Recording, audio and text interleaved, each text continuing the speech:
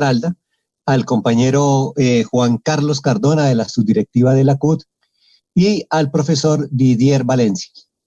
Vamos a hablar de los planes de desarrollo en Pereira y en Risaralda. A manera de introducción queremos darle la palabra a nuestro compañero Carlos Julio Díaz de la Escuela Nacional Sindical para que nos haga una presentación general del entorno en el cual se dan la aprobación de los planes de desarrollo que hemos planteado. Buenas noches, Carlos Julio Díaz.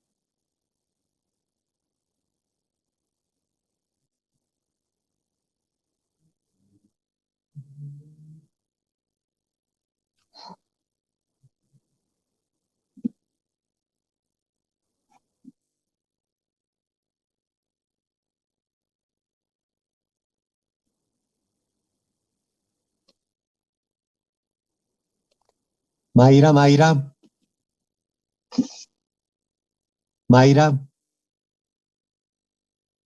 Ferney, Mayra.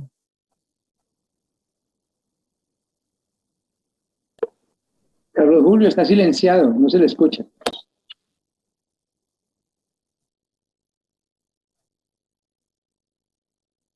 Ahora sí, bueno, listo. Ahora sí me escuchan. Bueno. Listo, perfecto. Bueno, no, estaba diciendo que el plan de desarrollo de Pereira y de Caldas, perdón, y de Risaralda, vamos a mostrar rápidamente cuáles son sus apuestas. El plan de desarrollo de Pereira lleva por título Gobierno de la Ciudad Capital del Eje 2020-2023 y voy a mostrar aquí algunas características, digamos, de la Ciudad Capital de Risaralda. En primer lugar, es una ciudad que está bien ubicada en el índice de competitividad. Digamos, de 23 ciudades que se calcula el índice, Pereira está en el puesto número 8. Es una ubicación, digamos, por encima de la mitad de la tabla. Lo otro es que la economía de la ciudad básicamente la ha movido la construcción y el sector comercio, restaurantes y hotelería. Hay una alta, digamos, discriminación de la mujer, digamos, en el mundo laboral. La economía ha tenido crecimientos por encima del promedio de país. No obstante, la tasa de desempleo abril, la última que me dio el DANE ya con parte de la crisis del COVID, está en el 16,1%, pero recalculando esta tasa con la población inactiva que el DANE trasladó de los desempleados, nos da una tasa de desempleo cercana al 30%. Es decir, en este momento en la ciudad hay unos 95,000 desocupados. Y la informalidad es bastante alta, es cercana al 48%. No obstante, el indicador de desigualdad, el Gini, aunque es alto, 41,6, frente a un país que tiene un Gini de casi 0.52, es bastante, digamos, positivo, siendo alto, pero como no olvidemos que estamos en uno de los países más desiguales del mundo. De todas formas, lo ideal es que una sociedad tenga indicadores por debajo del 0.3. Entre más se acerca a cero, más igualitaria es la sociedad. Entonces yo creo que por lo menos frente a las demás ciudades del país, es un indicador que por lo menos está en mejor condición, pero eso no quita que sea un indicador que hay que mejorar. Los principios del plan son básicamente estos: bienestar físico, bienestar material, bienestar social, bienestar emocional y desarrollo. Eso es lo que se propone el plan como de los principios rectores. Ahora, las líneas estratégicas del plan son estas tres que hay aquí. La Pereira para la gente, que es la línea social. Ahí está todo el tema de la educación, de la cultura, del deporte, está lo de la salud y la protección social, la vivienda, el tema de la justicia, el derecho. La línea estratégica número 2, que habla de Pereira moderna, ahí está todo el tema del empleo, del desarrollo industrial, de la agricultura, todo el tema de la economía. Y en la línea estratégica 3, Pereira inteligente, está el componente tecnológico. Todas las ciudades hoy pues tienen como una supuesta vocación tecnológica, el tema de la cuarta revolución industrial, la economía naranja, que son temas del Plan Nacional de Desarrollo que tiene algún componente tecnológico. Entonces todas las ciudades, y obviamente Pereira no se escapa con esa moda de tener dentro de sus líneas estratégicas el tema de la tecnología, especialmente en la informática y las telecomunicaciones. Ahora, aquí hay un cuadro donde se ha calculado el impacto, digamos, del COVID-19 en sectores económicos. Por ejemplo, vemos que los sectores más afectados en el renglón, en la fila número 3, por ejemplo, está el sector de manufacturas. Es un sector donde hay muchas confecciones. El sector de la construcción también hay 26.000 y pico de trabajadores en dificultades. En el sector de alojamiento, 25.000, entre otros. Este es el plan financiero. Este es un plan financiero que es de casi 3 billones de pesos. Allí están las líneas, digamos, el que más recursos tiene es el componente social, donde está la educación y la salud, con 2,3 billones de pesos. Y termino con este indicador que es muy importante para los sindicatos de la municipalidad, donde me relaciona los gastos de funcionamiento con los ingresos corrientes de libre destinación. Esa relación para el caso de Pereira es del 50,7 para el 2020. Vemos la proyección para el 2021, 48,9. Es decir, que está en una proporción muy alejada del límite legal, digamos, para Pereira. Por su categoría, el límite es del 65%. Quiere decir que hay un margen de maniobra bastante alto, más del 14%, 16% para los años siguientes. Eso quiere decir que aquí hay margen de maniobra para plantear la ampliación de plantas, para la negociación colectiva de los sindicatos de la administración pública.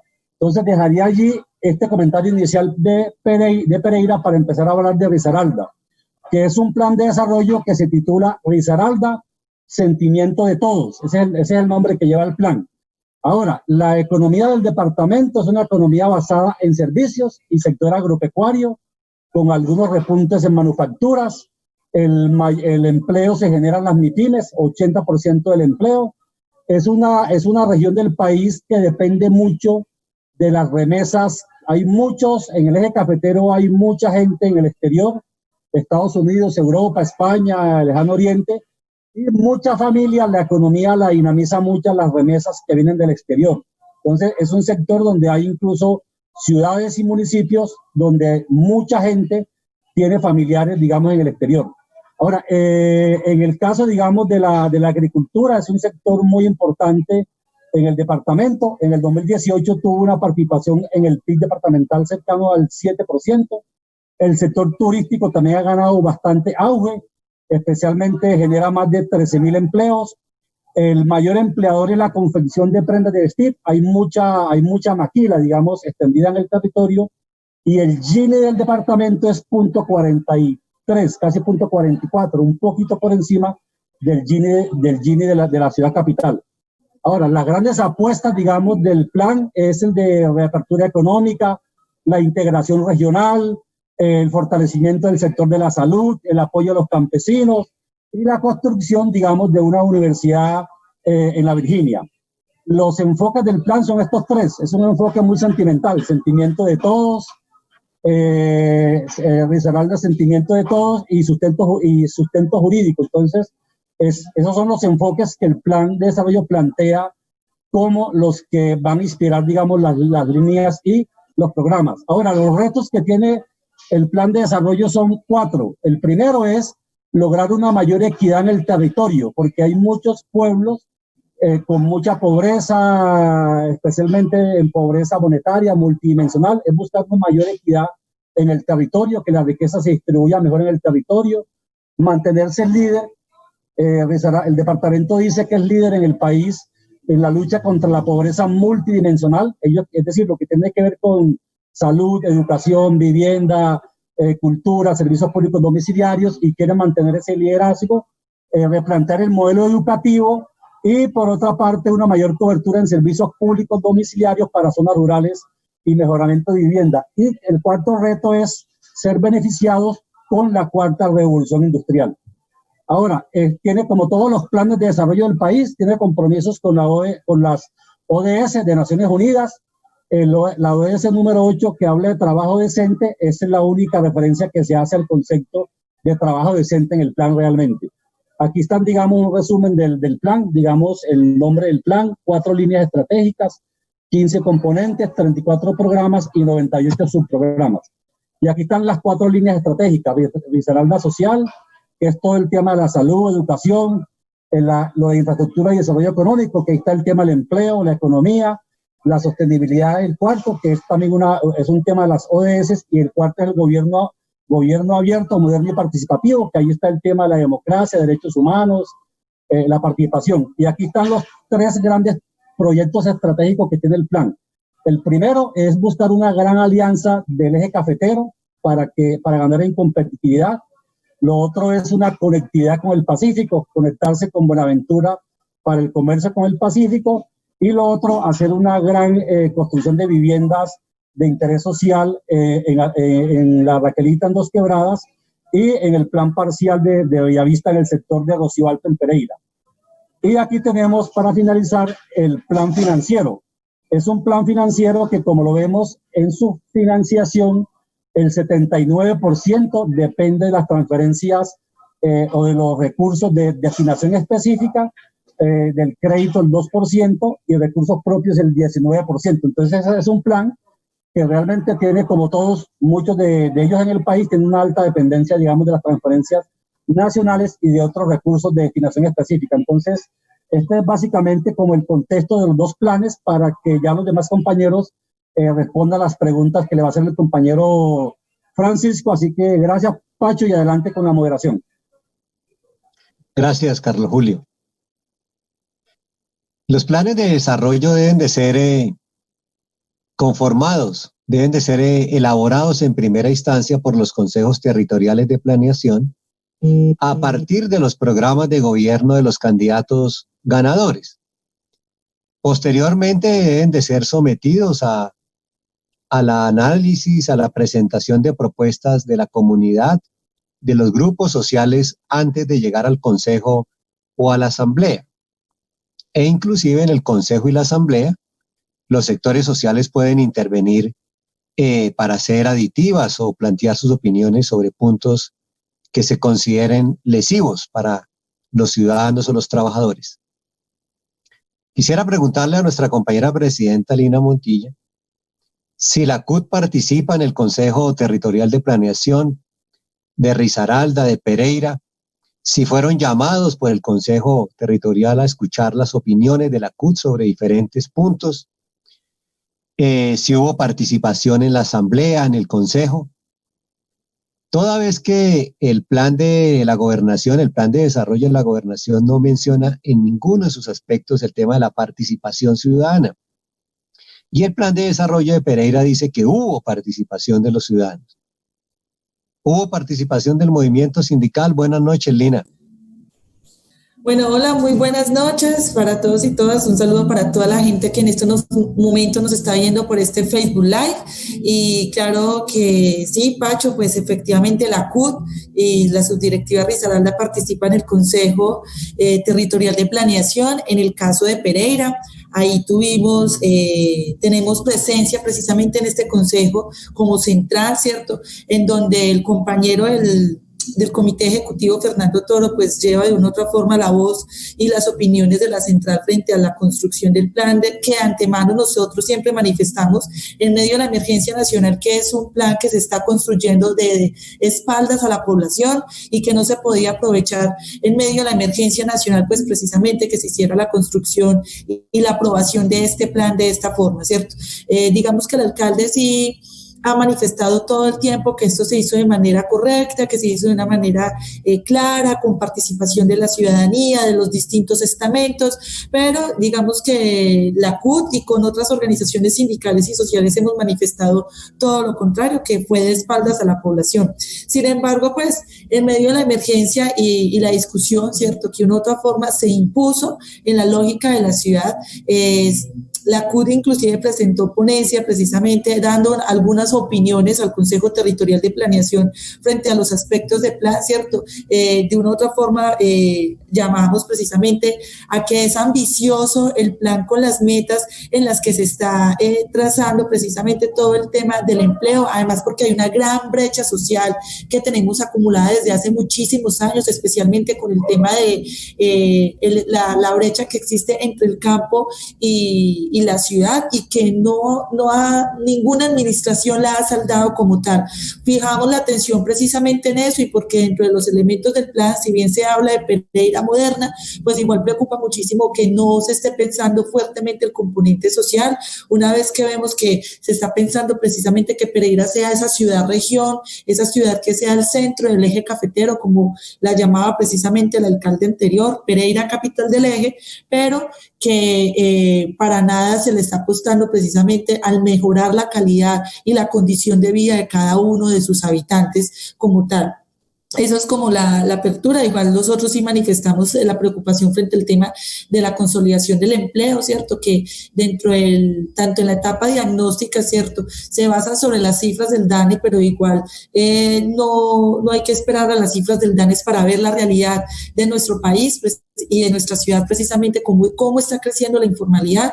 Es verdad que se apuesta inicialmente, y así lo marca el diagnóstico y en la proyección para este nuevo plan, precisamente todo lo que tiene que ver con el sector construcción, con el sector servicios, el turismo es una de las grandes apuestas que se tiene, pero que igual pues ahorita más adelante desarrollaremos precisamente cuáles son las opiniones que tenemos frente a la lectura y las apuestas que el gobierno nacional tiene para esto. Frente al tema del departamental, como tal, en ese no participamos de manera directa, ¿cierto? Tampoco hemos sido convocados pues a su consejo de planeación, y ese sí tuvo más hermética la discusión como tal de cara a los movimientos sociales y populares.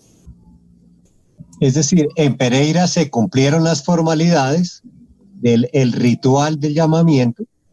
En Risaralda no se hizo este ejercicio, y por lo tanto muchas o algunas de las opiniones de los trabajadores no quedaron incluidas en estos planes de desarrollo.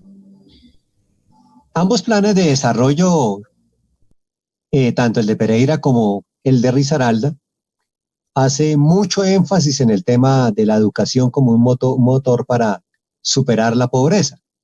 Y particularmente habla mucho del tema de impulsar el bilingüismo por ser una región turística, al igual que sucede con los planes de desarrollo de Armenia, de Quindío, de Caldas y de Manizales. Pero cuando hablamos de las metas, del cómo capacitar a los profesores en materia de bilingüismo, vemos este tema muy débil. Y hay que contrastarlo con que en el caso de Risaralda hay un descenso muy leve de las matrículas, pero hay un descenso que es bueno evaluarlo, mientras en Pereira hay un aumento en el número de matrículas. Buenas noches, profesor Didier Valencia. ¿Existen los recursos en los planes de desarrollo para capacitar al conjunto de los docentes en bilingüismo?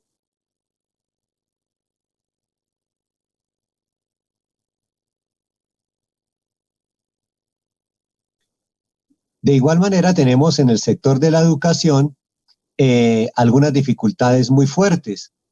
En el departamento hay un deterioro muy fuerte de todo lo que llamamos la edificación de instituciones educativas, y se habla inclusive de alianzas para la reconstrucción. Parecieran que fueran alianzas público-privadas, lo que indica que hay unas dificultades financieras. Profesor Didier, buenas noches. Buenas noches a los compañeros de la Escuela Sindical, a compañero Maltés. Gracias por la invitación a este espacio, a la reflexión acerca de los planes de desarrollo que, como lo han señalado, son constitucionales y se derivan de una política nacional. Pues bueno, el tema educativo hay que plantearlo en el sentido de que las tres entidades territoriales, Pereira, Dos Quebradas y el departamento, su financiación en un 90% depende del Sistema General de Participaciones. y los recursos propios de que dispone las entidades territoriales son escasos para mejorar la calidad de la educación y atender de verdad los problemas que tiene el sector educativo. Mire, por ejemplo, el plan de desarrollo de la ciudad de Pereira. Se está planteando un plan de desarrollo para una ciudad inteligente y tecnológica. No solamente en la parte que tiene que ver con la tecnología, sino también en el desarrollo humano. Y la verdad sea dicha, los recursos que hoy tiene el sector educativo son muy escasos en el presupuesto del municipio de Pereira, al punto de que hoy Maltés y los que están siguiendo esta transmisión conocen que aquí hay un déficit tecnológico. No hay la conectividad en el sector educativo ha sido menospreciada por las administraciones, los secretarios de educación. Y eso es lo que nos está ocurriendo hoy a los maestros acá en el departamento de Risaralda. Ante una decisión de una educación virtual, es una mentira, un engaño del Ministerio de Educación Nacional, como igualmente de las Secretarías de Educación. Mire usted, por ejemplo, acá en el departamento de Risaralda, el 90% es población rural, lo que indica que aproximadamente un 4% en el departamento tienen acceso al internet, a un celular, a la televisión y la radio. Entonces, hay muchas dificultades y señalar pues también que esas mismas dificultades se presentan en el municipio de Pereira en el tema tecnológico, con el agravante de que el alcalde de Pereira ha descalificado el trabajo de los maestros en casa, garantizándole el estudio a los niños en casa, al estigmatizarnos y colocar en el buen nombre y la honra de los maestros, al señalar que los que estamos en casa trabajando en la virtualidad estamos manicruzados. Pero los manicruzados es el gobierno municipal, porque no dispone de recursos tecnológicos. Hoy los niños son de una población pobre, de escasos recursos, que no tienen la posibilidad de un celular, un computador, menos de una tablet, y entonces muchas dificultades en el sector educativo.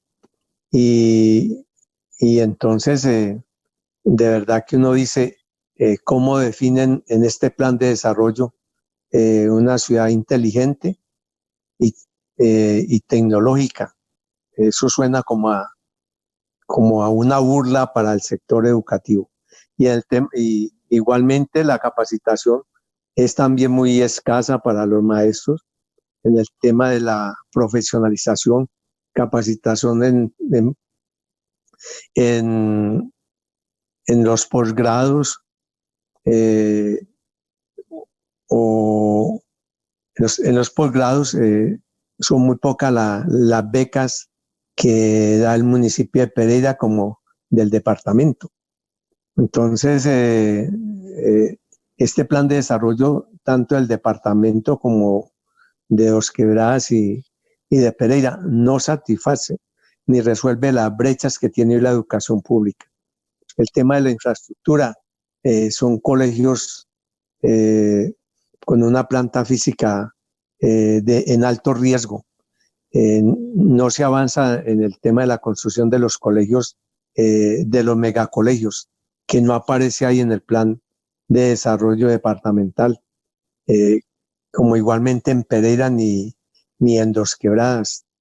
Pero este plan de desarrollo, igualmente en el tema de la alimentación escolar, tampoco aportan recursos propios, municipio y departamento, para incrementar la alimentación escolar, y mucho menos para que se incremente el transporte escolar y garantizar que los niños puedan ir a las escuelas y colegios. Muchas gracias. Es decir, Son pocos los recursos para la capacitación de los docentes, para romper la brecha tecnológica, sobre lo cual volveremos a hablar, y por supuesto para infraestructura, para la construcción del equipamiento en infraestructura de las instituciones educativas. El departamento de Risaralda tiene 14 municipios y uno de los grandes dificultades que enfrenta el país hoy es el tema de la ausencia, de la falta de acueductos, de la falta que llegue el agua a los hogares. También tenemos muchas dificultades en los municipios con la cobertura del alcantarillado, muchas dificultades con la recolección de basura. Y menciono estos tres elementos porque en el combate a la pandemia del COVID-19, el gobierno nacional invita a todos los ciudadanos a que tengamos hábitos saludables, a bañarnos las manos recurrentemente, por supuesto a la recolección de las basuras, a que tengan un destino las aguas residuales correcto, pero es evidente que el presupuesto para los acueductos, tanto del Sistema General de Participaciones como de los recursos propios de los municipios, es mínimo, es muy poco. Todos los municipios, todos los 14 municipios de Risaralda tienen cobertura del 100% en agua y en alcantarillado. Compañero Juan Carlos Cardona, buenas noches. Bueno, compañero, buenas noches a todos y a todas, ¿no? Muchas gracias por el espacio, de verdad. ¿Qué decirle? Risaralda, frente al tema de cobertura, pues en esencia no es la dificultad que se tiene en el departamento. La cobertura en el tema de acueducto, alcantarillado, servicios públicos, llamémoslo así, una cobertura completa, general, ¿cierto? Que podríamos manifestar que la problemática no es esa. La dificultad que en el departamento es, más que en la cobertura, es con la misma prestación y con las garantías del servicio de calidad y a bajo costo. Es como la discusión que deberíamos plantear en ese escenario.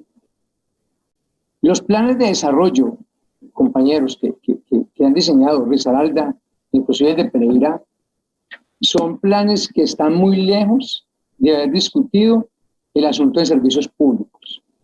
Yo quiero referirles que por ejemplo, en el caso Pereira, el plan casi que en el tema de aseo, porque hay que discutirlo de esta forma, aquí el modelo de privatización en el departamento, pues casi que tiene en su mayoría esa prestación en manos de privados, ¿sí? Y en el tema de acueducto,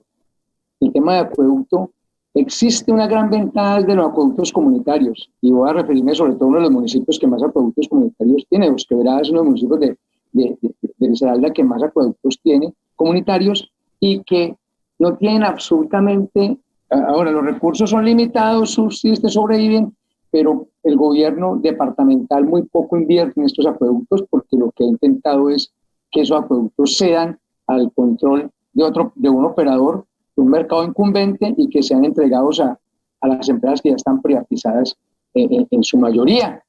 Es decir, la empresa de acueductos de Los Quebradas es oficial, pero el camino es entregarle a acueductos comunitarios a otro tipo de operadores que vienen a ser privados. Nosotros hicimos un análisis aquí en Risaralda y se los voy a compartir, que nosotros como ejecutivo nos sentamos a discutir el tema de los servicios públicos, ¿cierto? Y ya encontramos lo siguiente.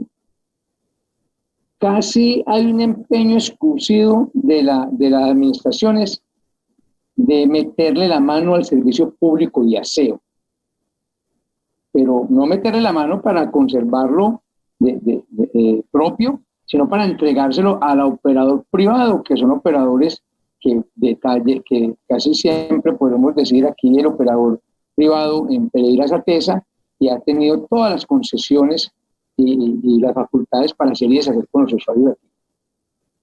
El rol de la interventoría que se hace en esa concesión no es un rol que ni se discuta inclusive en el control político en el Consejo Municipal. No hay acciones de carácter estratégico que incidan en materia de servicios públicos, de acueducto y de alcantarillado y tampoco de energía. Eso no está contemplado en los planes de desarrollo, no lo define así. Y bien grave nos resulta ahora, porque estaba en el plan y es una de las cosas que nos tienen más discutiendo aquí, pese a que ya fue aprobado, pero que son las facultades que le han entregado al alcalde municipal, sobre todo en Pereira, para que con el patrimonio público haga lo que quiera aquí, enajene, figuras de concesión, capitalización, cualquiera con las empresas de servicios públicos. Y el tema de alumbrado, que es un tema de alumbrado público también, pues aquí no se ejerce el control con responsabilidad. Y quiero decir lo que ha pasado, no se dedicó una línea al alumbrado público en el plan de desarrollo municipal, una sola línea se le dedicó, ni una sola. Y aquí, el año pasado, en el 2019, el municipio dejó de prestar operación y mantenimiento por 10 meses, pero siguió cobrando el impuesto. Y en Pereira, y este año, dejó de prestarlo por 5 meses. Apenas ha entregado el contrato. Y no le dedicó una línea en el Plan Nacional de Desarrollo. Ese es el tema de servicios públicos. Pues que lógico, aquí se manifiesta. Hay prestación, hay calidad porque se presta eficientemente, se cumple con las garantías, pero a costo, ¿cierto?, de altas tarifas y inclusive de sobrecostos en contra de los beneficios de la misma población. Es decir, podemos decir hay una cobertura del acueducto, el alcantarillado importantes, pero tienen problemas en cuanto a la calidad y los precios. Que los precios de los servicios públicos sean altos, en el fondo significa una forma de privatización, porque los individuos se restringen de su utilización. Recordemos que cuando el presidente dice que hay que reconectar todos los servicios de acueductos suspendidos, fueron centenares de miles en todo el país. Eso muestra la pobreza de los hogares por no tener recursos para pagar los servicios públicos domiciliarios. No podemos hablar de combatir la pobreza multidimensional si no tenemos servicios públicos de calidad, de cobertura, fáciles de pagar. Eso es una batalla que tenemos con el gobierno nacional. El otro mecanismo para combatir la pobreza multidimensional es el tema de la salud. Los dos planes de desarrollo nos hablan que hay una cobertura muy importante en materia de aseguramiento, cerca del 97%, de la población nativa, de la población colombiana. Pero evidentemente muestran que hay un subregistro de las personas que no son colombianas, que hay una dificultad porque tienen saturado el sistema público de salud. Y tenemos dos situaciones muy complejas. En Pereira, en el último periodo, se han cerrado 6 ESES, 6 unidades básicas de atención, lo que llamamos unidades básicas de atención, particularmente en el sector rural, se han cerrado. El hospital emblemático, que es el Hospital San Jorge, enfrenta profundas dificultades económicas.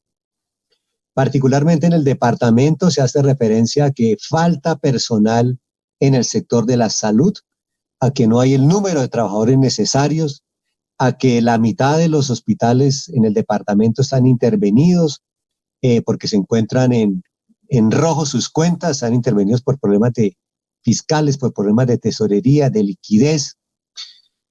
El presupuesto para salud, tanto en el departamento como en el municipio, se incrementan en estos 3 años y medio del plan de desarrollo, escasamente el 5% cada año. Alcanza el presupuesto del departamento y del municipio de Pereira para que los ciudadanos tengan un servicio de salud de calidad, como dice el artículo 48 de la Constitución Política. Tienen el equipamiento para enfrentar hoy la crisis del COVID-19, compañera Lina Montilla. Bueno, Pacho, el tema de salud es uno de los que más nos preocupa porque precisamente, bien lo acabas de denunciar, cierto, el cierre de las ESES en el sector rural, las que quedan tienen muy poca dotación, pero también es precisamente que dentro del plan departamental, de desarrollo del gobernador Víctor Manuel Tamayo ha llamado a hacer una juntanza junto con el alcalde de Pereira, el alcalde de Dos Quebradas y el alcalde de otro municipio cercano a Pereira, que es la Virginia, que es lo que compone el área metropolitana, a que se pueda trabajar de manera conjunta para que el Hospital Universitario San Jorge sea de 4º nivel. Bien lo decía ahorita Carlos Julio, ¿cierto? La ubicación estratégica que tiene Pereira, geográficamente hablando, hace que tenga conexión con el Valle, que tenga conexión con Quindío, con Caldas, y tenemos muchos municipios de estos departamentos aledaños a nuestra ciudad y que precisamente es el primer centro en donde pueden tener una atención de alta complejidad precisamente en el sector público, y por eso es tan importante y vital el tema de que se pueda realmente saldar la deuda que tienen las EPS con la red hospitalaria pública, que obviamente está encabezando esa deuda el Hospital Universitario San Jorge. Es un hospital en el que últimamente se ha visto precisamente que se hace una inversión en infraestructura, pero que no se ve realmente a la hora de prestar los servicios médicos a la población. Pereira ha sido una de las ciudades que también ha tenido gran recepción de población venezolana y que ahorita lo que se alude precisamente por parte de las administraciones, tanto la saliente como esta, que están empezando, es precisamente el tema de que son las poblaciones migrantes los que están saturando el sistema de salud, ¿cierto? Y eso es algo que nosotros hemos reprochado y que por ende no se puede negar la prestación de los servicios médicos en la red hospitalaria pública y mucho menos en el Hospital Universitario San Jorge. Por eso nos preocupa de antemano. Sabemos que esta juntanza que ha llamado el gobernador con los otros 3 alcaldes es algo no solo de voluntad del departamento y de estos municipios, sino que inclusive han pedido recursos a la nacional. Cuando se dio el diálogo con Duque aquí en la ciudad de Pereira, pues precisamente esa fue la petición del gobernador, que se pudieran inyectar estos recursos, pero que de una u otra forma a nosotros nos preocupa precisamente porque uno, si bien se puede aumentar el nivel de complejidad de los Hospital Universitario San Jorge, pues sabemos que hay una deuda histórica con toda la red hospitalaria del sector rural, ¿cierto? Con todos los puestos de salud que persisten en los corregimientos de Pereira, en barrios y comunas que son muy apartadas al centro y que necesitan precisamente de condicionamiento físico, de equipos tecnológicos, pero también del pago y de las deudas que se tiene con los trabajadores y trabajadoras del sector de la salud. Entonces, de antemano nosotros aquí sí hemos manifestado precisamente eso, de que necesitamos de que se atienda toda la red hospitalaria pública del sector rural, que en medio de la emergencia nacional nos encontramos en que también se ha demostrado la precariedad que tiene nuestro sistema de salud, ¿cierto? Voy a hablar del caso particular porque fue de donde recepcionamos denuncias como CUT, y es precisamente todo el tema de la ES Salud Pereira, que es la red hospitalaria propia del municipio y que obviamente es la que está conectada con los puestos de salud de distintas comunas, barrios y corregimientos, en donde de una u otra forma la gente al primer síntoma de COVID o sospecha de COVID, pues van a llegar precisamente a estos puestos de salud y no estaban contando con los implementos necesarios para poder atender a los pacientes con posibles sospechas, ¿cierto? Entonces había toda una tramitología y un tránsito para poderle dar la atención pertinente a estos usuarios para que finalmente terminara en el Hospital Universitario San Jorge, pero los trabajadores de la ES Salud estaban forrándose en bolsas, estaban turnándose el uso de los poquitos trajes que tenían, los pocos que llegaban era de muy mala calidad, el tapabocas con usarlo por extensos lapsos de tiempo, ¿cierto? Entonces, de una u otra forma, nosotros sí manifestamos nuestra denuncia con el caso de la S Salud Pereira, llamamos la atención también por el riesgo que tenían los trabajadores del Hospital Universitario San Jorge, que es de resaltar, ¿cierto? Es la única entidad médica de nuestra ciudad que cuenta con unidad de neonatos, ¿cierto? Y que es necesario que se siga aportando precisamente al fortalecimiento de esta entidad, porque muchos risaraldenses, pero también gente de Caldas, Quindío y del norte del Valle dependen precisamente de la atención hospitalaria que se tiene en el Hospital Universitario San Jorge, y que, como me imagino que se sucede en muchas partes del país, la principal deuda que se tiene por parte de las EPS la encabeza Medimás, ¿cierto? Lo encabeza Medimás en el Hospital Universitario San Jorge, y también nosotros hemos reclamado un pronunciamiento por parte de las administraciones frente a este tema.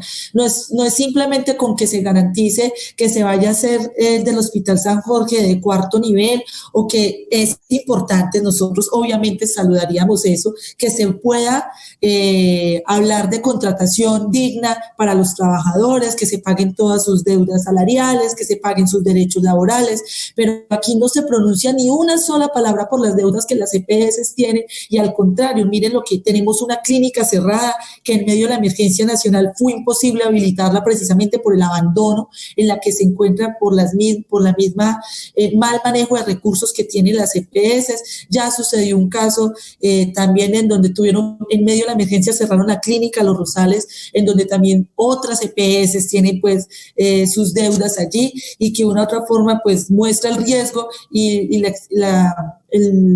cómo se exponen los trabajadores en esta situación. Entonces sí, nosotros reiteramos precisamente y exigimos a las administraciones que es importante que se pueda avanzar en la cobertura, en la prevención, pero también en que se pague la deuda que se tiene con la red hospitalaria pública por parte de las EPS.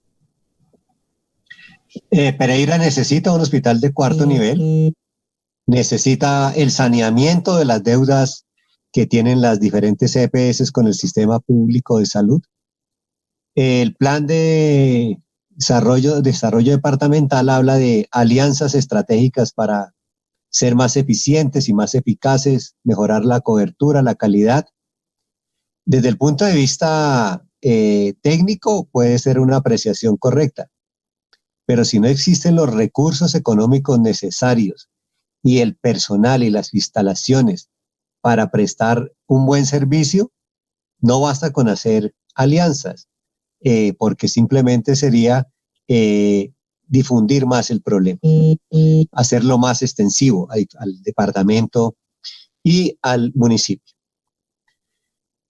El departamento de Risaralda tiene un alto componente en su población de participación indígena, y de igual manera eso se expresa en que a nivel departamental más del 10% de los estudiantes son población indígena. Y en esta población indígena, en la población afro, hay una fuerte deserción escolar en el departamento. ¿Qué podemos hacer, profesor Didier, para evitar la deserción escolar tan fuerte que hay en el departamento, máxime en estos dos sectores poblacionales como son los afros, raizales y palenqueros, y la población indígena? Bueno, pues sí, como lo plantea Maltés, efectivamente acá en la región del departamento de Risaralda hay comunidades indígenas y afrodescendientes, incluso hasta cabildos en el municipio de Pereira. La situación de la población indígena es deplorable. Las condiciones de vida de los compañeros indígenas atravesan también por el factor de violencia, pero en el tema de la educación no, seguimos diciendo lo mismo, no hay un mayor presupuesto para garantizar la educación de la población indígena. El gobernador de Risaralda, en su inicio, cuando se posesionó, lo hizo en un territorio, en una población indígena, para expresar los lazos y el compromiso de mejorar las condiciones de vida, las condiciones sanitarias, las condiciones educativas que hoy tienen los estudiantes en estas regiones de Mistrató y Pueblo Rico. La situación en que están los estudiantes, la institución educativas, no es de calidad el servicio educativo. Ellos no cuentan con los recursos necesarios, incluso no tienen instituciones educativas en condiciones para prestar el servicio. Sin embargo, se habilita una caseta comunal, se habilita kioscos donde se atiende la educación de los niños, sin pupitres muchas veces, sentados en el suelo, recibiendo las clases y con escaso material didáctico. E igualmente, pues, con escaso o nulo elementos tecnológicos, porque en la zona rural el Internet es bien deficiente. Entonces son dificultades que se tienen en el sector educativo. Esperamos que, bueno, hay una reclamación de las comunidades indígenas de tener un currículo propio, como lo establece la Constitución Política, pero sin embargo ellos siguen siendo de la nómina del departamento y la matrícula hace parte del Sistema Nacional de Matrícula SIMAD. Perfecto. O sea, hay un abandono general para la educación, para los pueblos indígenas, para los pueblos afros y raizales. Y por supuesto que no se les aplica el convenio 169 de la OIT, que habla de la necesidad que la educación, la salud, se desarrollen en las lenguas propias de los pueblos indígenas. Pero hay otro tema muy fuerte, profesor Didier, que plantea el plan de desarrollo del departamento y dice que ante las serias deficiencias que tiene el sistema de educación en el departamento, se debe revisar el plan de educación institucional, que se debe modificar. ¿Qué piensa el SER sobre esta propuesta que fue incorporada en el plan de desarrollo, modificar el PEI del departamento?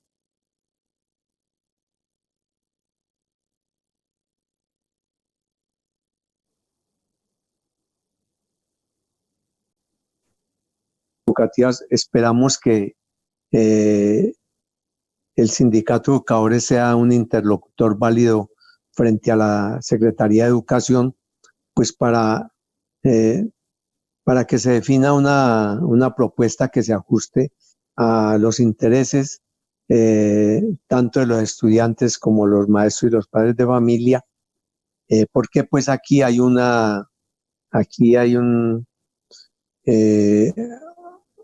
elemento particular en el sector educativo, es que en el departamento de Risaralda, por ordenanza departamental, se creó el bachillerato en bienestar rural con una metodología flexible diferente a la que hoy se tiene desde el Ministerio de Educación Nacional, y la Secretaría de Educación han intentado acabar con el centro educativo, y pues ahí nosotros tenemos una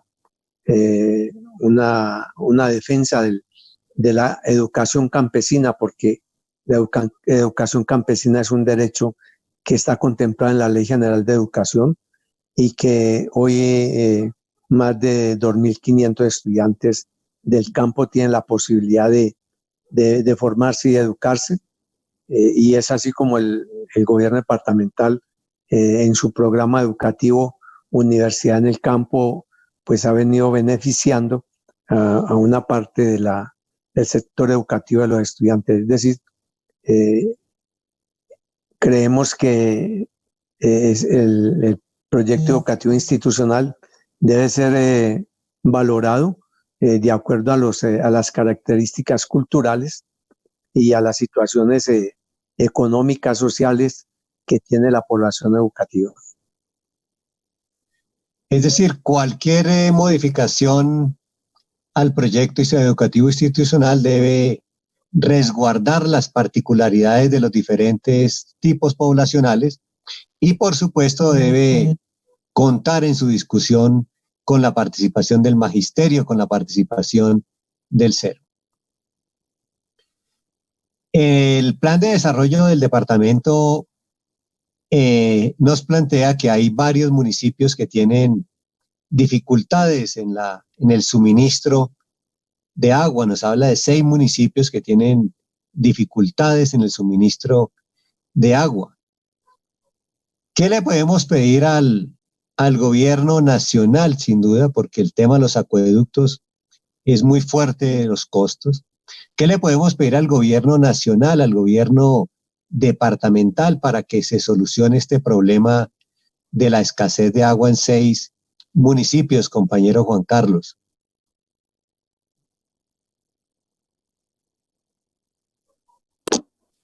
Es un tema de inversión, como todos los temas de inclusive de salud y educación. Saneamiento, el agua potable, el saneamiento básico, la dificultad que se tiene es que las administraciones no han dedicado a una línea de inversión que permita llegar a algunos sectores de la población con agua potable, ¿cierto? Porque la discusión refiere a veces que puede que llegue el suministro, pero las condiciones no son totales de potabilización. Lo que hay que es invertir. Yo creo que cuando se planteen ese tipo de alianzas estratégicas en los planes de desarrollo, la alianza no puede ser una alianza para llenarle los bolsillos a algunos sectores, ¿cierto?, de empresarios o de negociantes de los servicios públicos, sino llegar a las comunidades con proyectos eficientes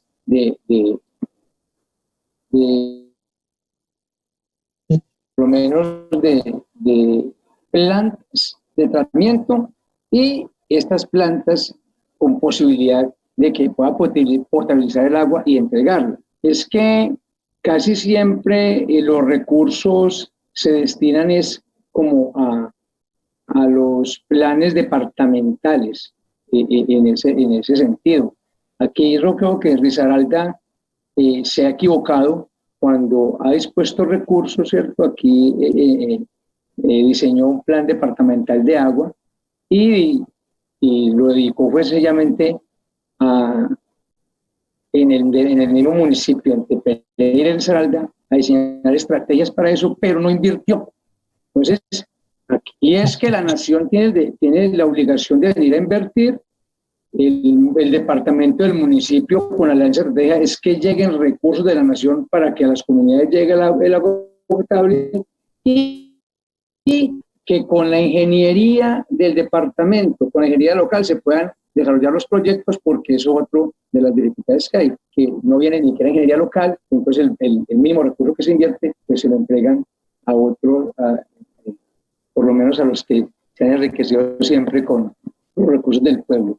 Se requieren recursos, voluntad política y pensar en estos sectores, sobre todo algunos rurales y municipios muy alejados, que son los que tienen grandes dificultades. Necesitamos que el gobierno del presidente Duque se meta la mano al drill para que haya agua en los municipios del departamento de Risaralda. Y necesitamos que las obras se hagan con trabajo local, con mano de obra local, para que haya empleo. Y que ese empleo sea trabajo decente. Nos están reportando sintonía a los compañeros de Sintra de Pie, de Santander. Los compañeros de la Unidad Nacional de Protección nos reportan sintonía, que nos están viendo. Vamos a terminar con una ronda rápida sobre el tema del trabajo decente. El trabajo decente es un principio que desarrolló la OIT que consta de 4 componentes básicos: estabilidad laboral, prestaciones sociales mínimas, seguridad social y derecho a la sindicalización. En Colombia, el 63% de la población económicamente activa son cuentapropistas, están en la informalidad laboral. Y tenemos que en el sector público hay una informalidad muy fuerte. Cerca de 500.000 personas trabajan por OPS en los diferentes departamentos y municipios. Y por supuesto, Pereira y Risaralda no escapan a esta situación. En Pereira y Risaralda, según el departamento, la Contaduría General de la República, trabajan cerca de 30.000 contratistas en el departamento y en el municipio. 30.000 contratistas que muchos cumplen funciones misionales, permanentes, y que según la legislación nacional deben de ser de planta. En el plan de desarrollo del departamento no conocieron el tema del trabajo decente, no lo mencionan en el plan de desarrollo el tema del trabajo decente. Y en el municipio se habla del trabajo decente por allá como una figura exótica, lejos del bien y del mal, en el cual no tiene nada que ver el gobierno municipal. Pero como aquí se planteó al principio, existen recursos de libre destinación. Hay un juego de cerca del 12%, que en cifras numéricas, que en números, es algo así como 60 millones de pesos, 60.000 millones de pesos, un poco más, de ingresos de libre destinación para ampliar plantas de personal. Compañera Lina Montilla, ¿qué va a hacer la CUT con las organizaciones sindicales para que todos estos contratistas que hay en el departamento, en el municipio, tengan una esperanza de tener trabajo decente algún día? ¿Qué tareas está haciendo la CUT en este tema?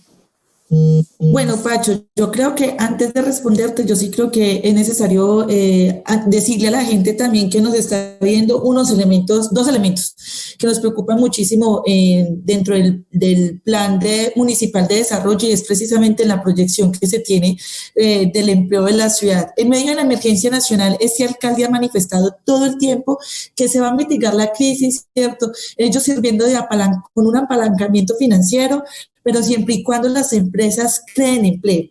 Nosotros siempre le hemos manifestado a la administración municipal, pero qué tipo de empleo quiere que se genere, ¿cierto? Cuando no hay las condiciones y el empleo que se genera, pues precisamente es precario, no permite que se ejerza la sindicalización, no son con contratos a término indefinido, aumenta toda la planta precisamente que se encuentra por órdenes de prestación de servicios, por OPS en las administraciones, pero realmente no vemos una política clara en la que se quiera fomentar el trabajo digno y decente en la ciudad de Pereira y al mismo tiempo en el departamento. Pereira, dentro de los planes estratégicos que precisamente tiene para la ampliación del empleo, es precisamente dos. Uno, el que Pereira se convierta en un distrito turístico y cultural, y dos, Pereira 24 horas, ¿cierto? Y lo anunció el alcalde en medio de la emergencia nacional, la proyección y la posibilidad que eso tiene que para fortalecer la economía de nuestra ciudad. Nos preocupa muchísimo de antemano porque de una otra forma sigue a Pereira bruscamente en 30, 40 años se le cambió toda su vocación económica. La historia de nuestra ciudad cuenta que era una ciudad textil, donde había empresas, donde había industria, manufactura, y hoy precisamente, yo insisto con esto porque es clave que lo tengamos en cuenta, la ubicación de Pereira da para que se convierta en un centro de servicios, ¿cierto? Y se disminuya la producción de bienes como tal. Entonces, Pereira hoy es la ciudad, cuando uno va por la calle, se encuentran las agencias de turismo, los casinos, los restaurantes, los hoteles, los spa, los centros comerciales, ¿cierto? Un montón de cosas que precisamente es para potenciar esa vocación, entre comillas, turística, de servicio, que se quiere que Pereira se mantenga en eso, y que de una otra forma esto hace que se incremente Obviamente el empleo tanto en el sector construcción como en el sector servicio, pero son sectores en donde históricamente, y ustedes bien lo saben, pues precisamente no hay protección a los trabajadores como tal, rota mucho el personal y no hay estabilidad y mucho menos pueden ejercer tranquilamente la sindicalización. Por eso la central, precisamente ya para entrar a responder lo que me planteas, con todo el sector de los contratistas venimos en dos escenarios. El primero de ellos es precisamente trabajar con las organizaciones sindicales en el fortalecimiento de la veeduría que tenemos que hacer a estos planes de desarrollo, ¿cierto? Si se va a crear el empleo, ¿cuál es el tipo de empleo que se va a crear a la ciudad?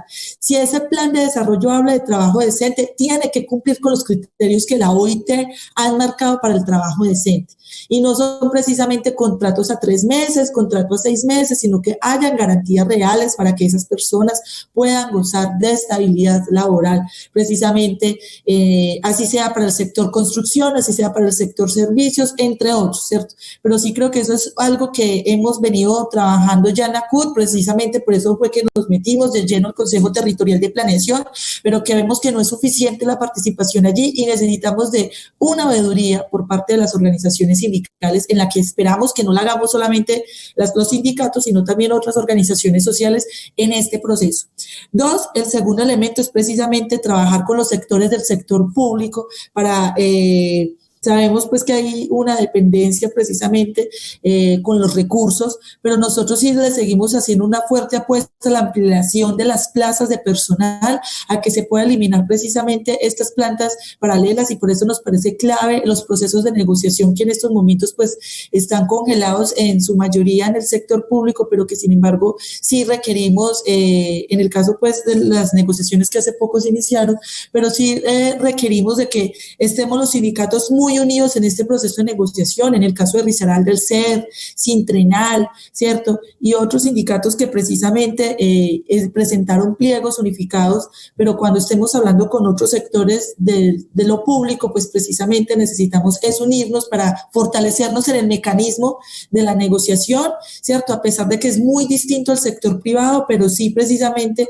mejorar esas formas en las que presentamos las solicitudes respetuosas, en las que negociamos y que de una u otra forma esto debe estar acompañado también de acciones de movilización, ¿cierto? En que nosotros le podamos decir a las administraciones que realmente requerimos de esas plazas, de que se acaben con esos contratos por prestación de servicios, de que se pueda dar estabilidad laboral, que esos contratos no se conviertan precisamente en la bolsa de favores de los politiqueros de turno, porque eso es claro, hay que decirlo y eso se ve muchísimo. Me van a disculpar, en nuestras ciudades que son tan pequeñas, ¿cierto? Y de una u otra forma, eso es algo que hemos venido denunciando y que invitamos precisamente a que podamos hacer ese trabajo conjunto con el CER, con Sintrenal y otras organizaciones sindicales para poder acabar eso. Y el tercer elemento es precisamente la creación de nuevos sindicatos, ¿cierto? Ahorita comentaba precisamente cómo se cambió la vocación y qué es lo que tenemos hoy ahora. Yo creo que estamos convencidos de que una apuesta grandísima que tiene la central es precisamente esa. ¿Cómo podemos fortalecer y consolidar organizaciones sindicales, las que ya existen a nivel nacional y poder generar filiales y subdirectivas en el sector comercio, en el sector de la construcción, por el fin de que podamos también darle un blindaje a estos trabajadores? No es fácil, ¿cierto? Aquí hay un estigma muy grande frente a las organizaciones sindicales que se ha cambiado un poco precisamente en medio de la emergencia, porque la gente cuando lo hemos ayudado, cuando se han quedado sin empleos y cuando hemos hecho las denuncias, ellos nos dicen, ¿cierto? Creíamos que los sindicatos son una cosa, pero ustedes nos están demostrando que son otra y que están al lado de los trabajadores. Entonces eso va acompañado precisamente de una fuerte campaña de agitación, ¿cierto? Para romper toda esa estigmatización que hay sobre el movimiento sindical, pero estamos convencidos de que una de las grandes tareas para fortalecer la CUT Risaralda y precisamente a los trabajadores es potenciar las organizaciones sindicales en nuestra región, en estos sectores en donde hoy se está potenciando la economía de nuestro país, y que también de una u otra forma hay que avanzar en la organización de los trabajadores informales, hay que avanzar en la organización de los trabajadores ambulantes y que necesitamos de un esfuerzo porque ellos son hoy también los primeros que van a estar en riesgo con todos los proyectos estratégicos que se están planteando desde la administración precisamente para el tema de Pereira 24 horas y de los distritos culturales. Entonces, queremos fijar también la atención sobre estos elementos porque nos parece prioritario, porque ustedes saben cómo es de alta la informalidad de Pereira, va a crecer ahorita mucho más. Hoy tuvieron una activa participación en el plantón, vienen movilizándose desde días anteriores y necesitamos avanzar en su organización, pero también en el fortalecimiento y en las garantías para ellos, como también para los contratistas de nuestra ciudad. Nos reporta en sintonía compañeras de UTRAS, Organización Sindical de las Trabajadoras del Hogar Afro del Urabá. Al igual nos reportan en sintonía compañeros de Sintrenal y de Bienestar Familiar. Podemos decir que la apertura económica destruyó la industria en el país y por supuesto que en Pereira contribuyó a liquidar la industria textil, que era muy fuerte en Pereira, al igual que era muy fuerte en Antioquia. Con el plan de desarrollo no termina la lucha por el trabajo decente. En las negociaciones de los pliegos del sector público, nos dice Lina, va a continuar la lucha por la ampliación de las plantas de personal y el trabajo decente. Al igual que la CUT continuará batallando porque se sindicalicen los trabajadores y trabajadoras de los diferentes servicios que sin duda se van a crear como un polo de desarrollo en Pereira. Para el próximo 11 de junio, la CUT ha programado otra movilización. Desde ya, ¿qué va a hacer la CUT para que la movilización del 11 de junio sea mejor que la de hoy, Juan Carlos? Bueno, Pacho y compañeros, desde hoy empezamos a decirle a nuestros trabajadores y trabajadoras y a la población pereirana y risaraldense, inclusive, el gobierno ha utilizado las estrategias y los empresarios ya para meternos miedo y para atemorizarnos aún más. Somos responsables y entendemos la situación que se vive en Colombia y la situación por el estado de emergencia y por el COVID-19. Y sabemos que con responsabilidad podremos avanzar en los procesos de movilización que la emergencia detuvo, producto de lo que se venía avanzando con el paro nacional. Nosotros estamos comprometidos desde los sindicatos del sector privado en la Central Unitaria de Trabajadores CUT para poder ayudar a fortalecer los procesos de movilización junto pues con los trabajadores del sector público, que son bien fuertes aquí en el departamento, pero que de hecho hemos intentado desde la central y el ejecutivo de la subdirectiva aquí en la región, pues de fortalecer esos lazos de unidad. Vamos a convocar, vamos a llevar esfuerzos y si nos toca inclusive ir a cada sitio de trabajo a convencer a nuestros trabajadores de la necesidad de salir responsablemente con los elementos de bioseguridad, vamos a salir. Vamos a hacer todo lo posible por acudir a los barrios, convencer a la comunidad, que entienda que el estado de emergencia no puede seguirnos sometiendo más, que entienda que el gobierno nacional no puede seguir abusando del miedo y aterrorizando a la población, mientras el gabinete debajo de la mesa impulsa medidas y reformas que nos van a lesionar absolutamente todos. El compromiso arrancó desde hoy, Pacho, con la convocatoria. Hoy fue el inicio de volver al sector productivo sindical de movilización. Ya en las calles empezamos y creo que hoy fue un gran termómetro y lo vamos a hacer sin temor, con responsabilidad, pero con todas las medidas y demostramos acá, a pesar de que en Pereira el secretario de gobierno manifestó que no nos iba a dejar movilizar, que estaban prohibidas las movilizaciones, le dijimos no están prohibidas, el derecho a la protesta es constitucional y no lo han restringido ningún decreto ni circular, lo vamos a hacer y garantizamos medidas de seguridad para todas las personas del plantón y lo hemos dicho así, vamos a garantizarle a todos nuestros trabajadores y vamos a convocar a esos trabajadores contratistas porque los servicios públicos y el sector privado han sido muy lesionados con los modelos de contratación y con la sindicalización nos ha defractado bastante. Vamos a intentar convencer a esos contratistas que hoy han sido muy afectados, hoy están más perjudicados, para que entiendan lo que Lina ha manifestado, es que nos veían como el coco a los sindicatos y hoy han visto que la cercanía con nosotros le ha dado mejores posibilidades, han tenido asesoría, han tenido acompañamiento, hemos estado de cara a ellos, lo hemos hecho sin distinción de central, sin distinción de sector, sin distinción de organización. Eso es lo que vamos a hacer, apoyar al sector social y popular, porque esto es de todos. Y no basta con las reivindicaciones de los sindicatos, es la reivindicación del pueblo. Esos trabajadores que se nos han organizado, el pueblo en general, las comunidades que hoy están sin renta básica y sin garantías, vamos a luchar por ellos, vamos a ayudarles. No solamente dándoles ayudas, es enseñarles a pescar, enseñándoles a luchar y a reivindicar sus derechos. La CUT Risaralda continuará estimulando la afiliación de los trabajadores a sus organizaciones sindicales, impulsará la unidad obrero, popular, campesina para realizar los cambios, las transformaciones que necesita el país. Y el 11, desde ya con las medidas de protección personal, invita a todos los trabajadores de Pereira y de Risaralda a la movilización el 11 de junio. Profesor Didier, la ministra de Educación ha abierto la posibilidad que el 1 de agosto comience las clases presenciales en el país. ¿Qué le dice el SER a la ministra de Educación, profesor Didier? Bueno, compañero Maltés,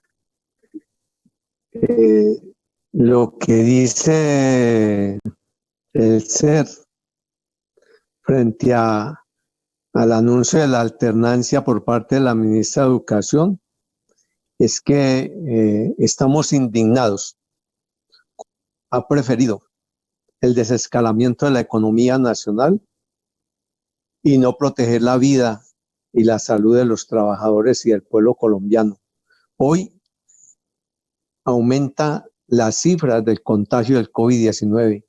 Hoy aumenta las muertes de colombianos y eso parece no preocupar ni al gobierno, ni pareciera ser que nos preocupara al pueblo colombiano. Mientras en Estados Unidos se asesina un afrodescendiente y todo un pueblo se moviliza, aquí todavía nosotros estamos en medio de esta pandemia tratando de juntar los miedos para salir a nuestro escenario natural, las calles para defender nuestros derechos, para defender los derechos del pueblo, para defender a nuestra patria Colombia de la intromisión de las fuerzas militares, para luchar contra el autoritarismo dictatorial del gobierno y de la ministra de Educación. Mire, el tema a nosotros le tenemos que decir a la ministra de Educación que la ministra de Educación sigue improvisando sus políticas en un espejismo que tiene tanto la ministra de Educación como los secretarios de Educación y algunos directivos docentes de garantizar un año escolar. Y se equivocan, y son mentirosos, y engañan. Mire, el primer engaño que hace la ministra de Educación es con la educación virtual. Los cogió con los pantalones abajo al Ministerio de Educación Nacional, con una educación desfinanciada y de poca atención a la conectividad. Y ahora nuevamente sale la ministra de Educación a decir mentiras y engaños a la población de que cuando el COVID-19 está avanzando en la población, llama a que el 1 de agosto, pues regresemos los maestros y los estudiantes a clase en alternancia y con elementos de bioseguridad. Mire, nosotros rechazamos esa política de alternancia, porque esa política de alternancia pone en peligro la vida, la salud de los estudiantes, los maestros y los padres de familia. Lo que pasa es que la ministra de Educación no le dice la verdad al pueblo colombiano, pero nosotros los maestros, los estudiantes y padres de familia, sí podemos decir la verdad de lo que es hoy la escuela pública. Hoy la escuela pública es una escuela de pobres y para pobres, desfinanciada. Es una escuela donde hoy hay hacinamiento escolar, aulas de clase con 30, 35, 40 y hasta 50 estudiantes. ¿Qué distanciamiento podrá generarse en este tipo de aulas escolares? Pero mire, hay un déficit de baterías sanitarias, como no hay el agua suficiente en las instituciones educativas, se tiene lavamanos colectivos, pero igualmente no se respeta la relación número de estudiantes docente de 22 y 32. Y a eso agréguele que tampoco contamos con los elementos de bioseguridad. Las normas de la OMS señala que se debe hacer el aseo 6 veces al día y escasamente se cuentan con poco personal de servicios generales en las instituciones educativas. Y agreguémosle pues el problema que hoy se plantea con el tema del transporte escolar, donde hay un transporte escolar que es inseguro, con sobrecupo, y entonces nosotros decimos, no tenemos las condiciones, y nosotros estamos llamando a la comunidad educativa, a los estudiantes, a los padres de familia, a las organizaciones sindicales, a que defendamos la vida, a que defendamos la salud de los maestros y los estudiantes, porque no puede seguir con una falsa información la ministra decir que con los medios de bioseguridad los niños pueden regresar a clases. Y finalmente, en ese tema, la directiva 11 del 29 de mayo dice que es los municipios, los departamentos quienes van a financiar y adecuar las instituciones educativas. Pacho, usted sabe que la mayoría de los municipios y los departamentos son pobres, son de escasos recursos económicos. Entonces, ¿sabe quién es el que va a comprar los elementos de bioseguridad? Gallina lo pone y blanco es, pues los padres de familia y los maestros. Entonces, miren ustedes que a eso FECODE ha dicho, no vamos a aceptar la alternancia en esas condiciones y por eso el 11 de junio estaremos nuevamente en las calles juntando los miedos en unidad, estudiantes, padres de familia y maestros para defender la educación pública en Colombia. El CER le dice a la ministra que no sea irresponsable, que no convoque a las clases alternas presenciales desde agosto, toda vez que no hay las medidas de bioseguridad ni para los docentes, ni los administrativos, ni los estudiantes. Y las instituciones educativas no cuentan con el equipamiento sanitario necesario para responder a las recomendaciones del Ministerio de Salud y de la Organización Mundial de la Salud. También nos dice el profesor Didier que sigamos el ejemplo de lo que ha pasado en Estados Unidos. Asesinan a un negro, a un afro, y la población se levanta. En esta última semana han sido asesinados cerca de 10 dirigentes sociales en este país, ante la indiferencia del gobierno, del presidente Duque, la indiferencia de diferentes sectores sociales. La CUT llama que el 11 nos movilicemos también por la vida de los dirigentes sociales en este país. Queremos agradecer a todos los hombres y mujeres que nos han escuchado en este importante debate sobre los planes de desarrollo de Risaralda y Pereira. Nuestros agradecimientos a la Escuela Nacional Sindical, al equipo técnico de Mayra, de Ferney, que han hecho posible esta transmisión.